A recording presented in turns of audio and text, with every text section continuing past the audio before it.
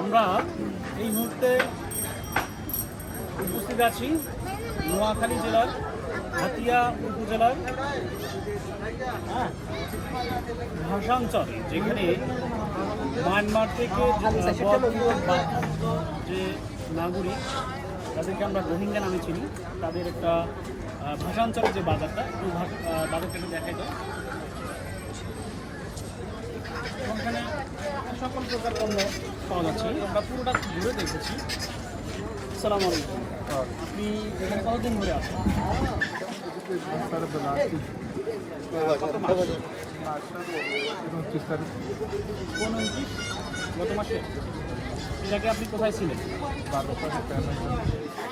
কোন জায়গায়? কক্সবাজার। এই যে আপনি মায়ানমার থেকে কত দিন হচ্ছে এখানে আপনি মানে ভাষাঞ্চল না পুরো বাংলাদেশে আপনি 2 বছর হয়েছে নাকি বেশি হয়েছে? 7 বছর। তার মানে আপনি 2017 সালে এসেছেন এই ইনফ্রাস্ট্রাকচারের সাথে আর এই উখিয়া থেকে। আপনি যে এখানে এসেছেন আপনি আচ্ছা, আপনি উখিয়া থেকে যে এখানে ভাষাঞ্চলে আসলেন, ওখানকার জীবনযাত্রা এবং ভাষাঞ্চলের জীবনযাত্রা কেমন? একটু ভালো। তাহলে যে আমাদের এখানে তো এখন পর্যন্ত আমি যতটুকু জেনেছি 120টা ক্লাস্টার আছে। এর মধ্যে 63টা ক্লাস্টারে আপনারা উঠে গেছেন, মানে রোহিঙ্গা উঠে গেছে।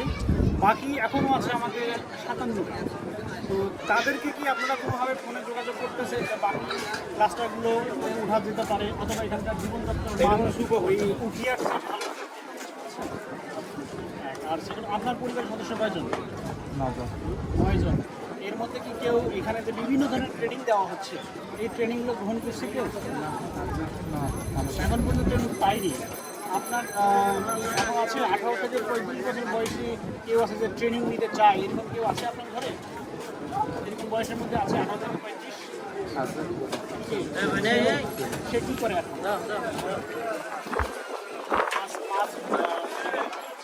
সে প্রতিদিন মাছ বিক্রি করবে। আপনি কি আমার সকল ভাষা বুঝতে পারতেছেন?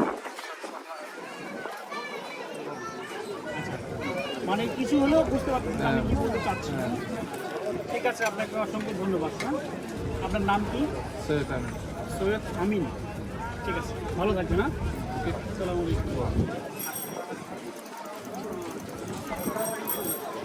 কেমন আছেন? ভাষাঞ্চলে কতদিন ধরে আছেন? 3 মাস। কি নাম আপনার? এর আগে কি উঠিয়া ছিলেন? উঠিয়ার থেকে ভাষাঞ্চলের জীবনযাত্রার মান কেমন?